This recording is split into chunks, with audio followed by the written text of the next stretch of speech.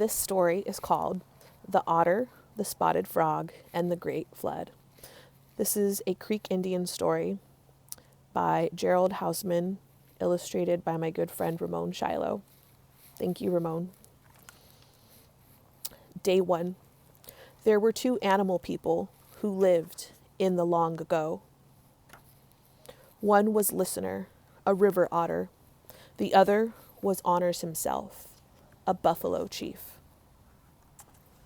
They lived in a village by a great swamp. At night, the frogs sang in many voices, but only one of the animal people listened to them, and that was Listener, the otter. "I hear many frogs," he said one night as he sat by his fire. Honors himself, who was there too, said, "I don't like frogs." Listener left his warm place by the fire, and he went into the wet woods. There he found Spotted Frog and brought him back to the fire. "This is the one who sings above the others," Listener said. "Why do you do that?" Honors himself asked the little frog. "I sing prophecy," said Spotted Frog. Honors himself took Spotted Frog by the neck, and he tossed him in the fire. "That was a bad thing to do," Listener said, and he fetched the frog out of the flames. Spotted Frog sat on Listener's knee, and it was as if the flames hadn't even touched him. Honors himself pushed Spotted Frog back into the fire. This happened 4 times, and each time Listener got Spotted Frog out of the fire. But after the 4th time, the frog sang out, "A great flood is coming. Soon it will cover the entire land. I sing so you can save yourselves." Honors himself snorted. Returning to the meadow where he and his people lived, he thought no more of frogs, floods, or fools. Listener, however, kept listening. He asked Spotted Frog, "Tell me again about the great flood." "In the time to come," said Spotted Frog, "the water will cover the land. Even a strong swimmer like yourself will grow weary of swimming, and eventually you will drown with the others. So you must build a raft. Tie it together with hickory rope. Then tether it to the tallest water oak tree in the woods. When the flood comes, you will float up into the sky. The rope will keep you from floating away into forever." Day 2. Listener made the raft and braided the rope, and while he worked, Otter Woman came to see him. She had heard of the great flood. "Otter Woman," asked Listener, "what are you doing?" "I am doing what Spotted Frog told me to do. I am preparing for the great flood." "I see no flood," she said. "The great flood will come. This is what Spotted Frog said." "Don't you believe me?" he asked. "I want to believe you," she said, "but Honors himself, the buffalo chief, says nothing's going to happen. He said not to listen to you." And after a time, she just went away. Then Honors himself came by. "I see no flood," he said. "What do you see?" Listener said. "I see a fool who listens to a frog." Listener did not say anything. After a while, Honors himself went away, laughing to himself. But soon, all the animal people told funny stories about the great flood. They laughed at Listener and Spotted Frog. Listener paid no attention to them. "I have done what you have told me to do," Listener said to Spotted Frog. "What shall I do now?" Spotted Frog told Listener, "You must press bitter grass and moss into the cracks of the raft, and then the beaver won't chew on the rope and gnaw on the logs." Listener listened. He got some grass and moss and pressed them neatly into the chinks of the logs, and then Spotted Frog told him, "Tie the hickory rope around the tallest water oak in the woods. The great flood will come soon, and the water will be deep and strong." By the end of the day, the rain came. The swamp swelled. The rivers filled. The waters rose on the banks. In the night rain, it started to rain harder and harder and harder, and the land ran with many rivers that formed a great lake. On the high ground meadow, Honors himself gathered the animal people and said, "This will soon pass, you'll see." But the water kept rising, and the great lakes grew larger. Listener couldn't do anything for the animal people, for they had done nothing for themselves. He was riding out the floodwaters on his raft, and the animal people who wouldn't listen to Spotted Frog were now puddling in the muddy waters. The waters ran higher and higher, and after a time it even covered the tallest oak tree in the land. The animal people were swept away. Still, the flood waters rose. Listener wondered about Otter Woman, and he looked for her, but he could not see her. He stayed on his raft, and the rain came down, and the waters went up, and Listener floated to the dome of the sky. There his raft stopped. The hickory rope, longer than any in the world, stayed rooted to the oak. Far below in the gloom, fish flew like silent birds through the sunken trees. Alligators and manatees swam through the silence of the deepening flood. The bird people, who had nothing left to hang on to, hooked their claws into the bright dome of the sky, holding on upside down. The water soaked the birds' tails. The colors ran together, so the hawk's tail was brown. The turkey's tail tips turned to a foam white. These are the colors that they now have today.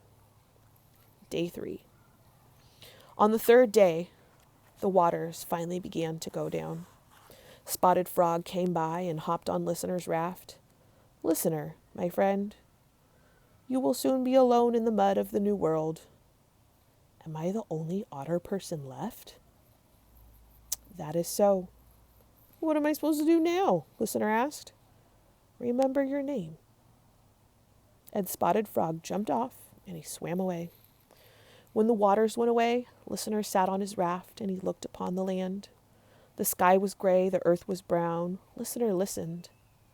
What is that whining noise that I hear? Listener listened some more. The whining noise seemed to be coming from all 6 directions. It comes from everywhere and nowhere, Listener said to himself.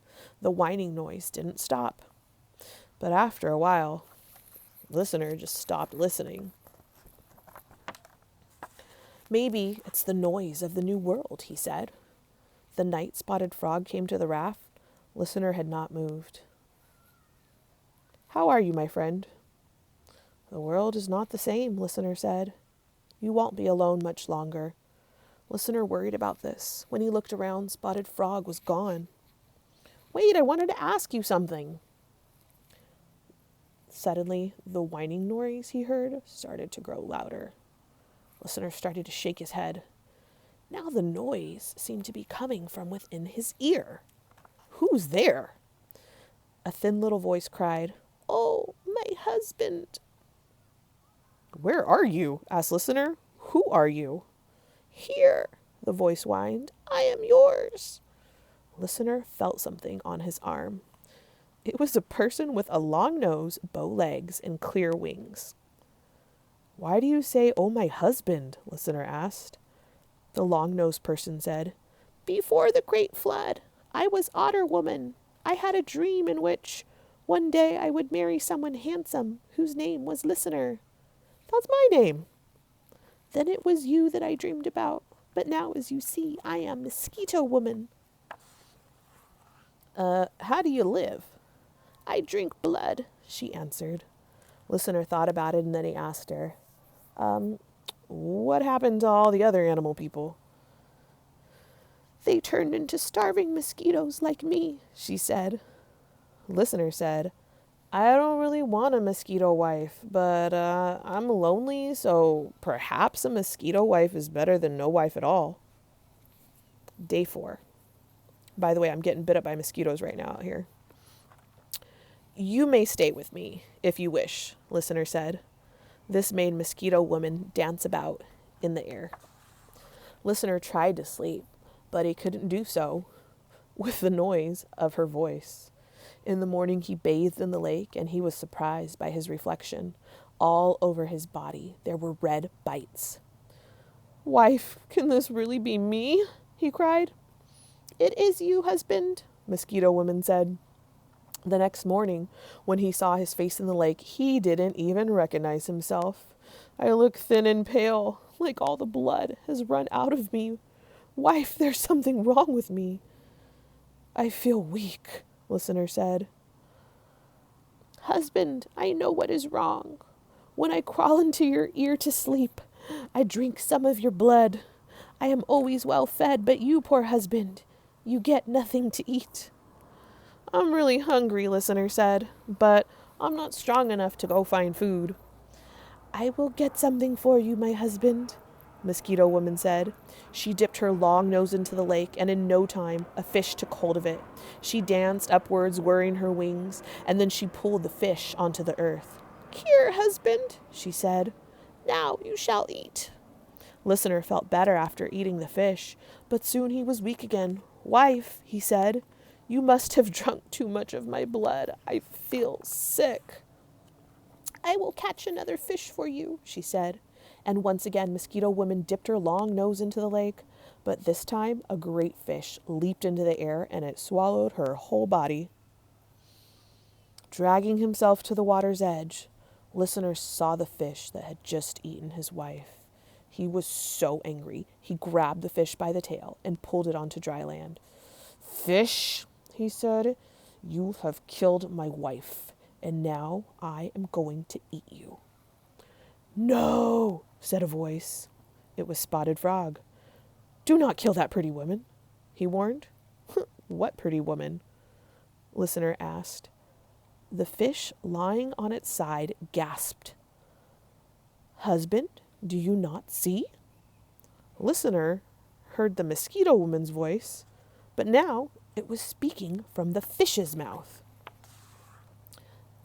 But the fish melted in the sun, and suddenly it was gone. Oh, my precious wife, Listener said, you're not here with me anymore. Husband, do you not like me better now? Listener looked up, and a lovely two-legged woman stood before him. That is Otter Woman, who watched you build your raft, Spotted Frog said. And look at you. Listener looked at his feet and saw that he had become a two-legged man. Oh, my husband, Listener's wife said. You are now like me. We are both two-legged. You are handsome, and I am the first woman, and that is what I shall be called from this day. Well, I must say, I loved you even when you were a Mosquito Woman, and you drank my blood. And that is how the first man and his wife got together. They came to be known as the first two-leggeds born into this world. The earth was good to them, so they say, and they were good to the earth in return.